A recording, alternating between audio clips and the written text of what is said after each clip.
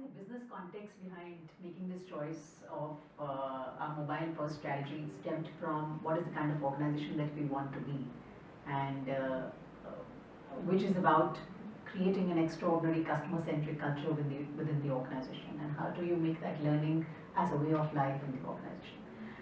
Given the demographic context of our industry and of our organization specifically, with 50% of plant staff, 85% of your workforce which is remotely located, under very young supervision, 80% plus millennials. So how do you reach out to them? How do you engage with them? How do you solve problems for them? So that was the backdrop of our choice of a mobile first strategy, and then picking up Palmleaf as a solution to make learning as a way of life.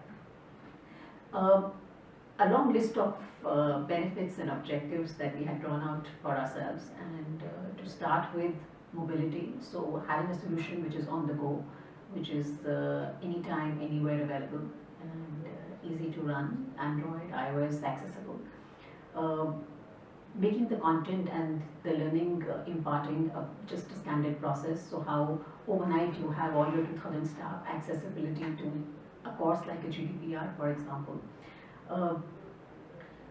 Cost effective, if we were to do the same kind of courses in a classroom training, so very cost effective. And our philosophy was more of a follow through approach, which has a pre-read, which is complemented with classroom training, and plus there are refreshers on continuous basis.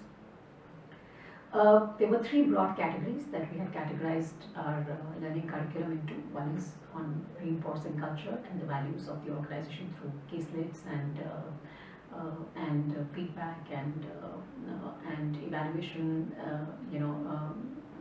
metrics built into the various programs. The other was on self-reflection and personal development.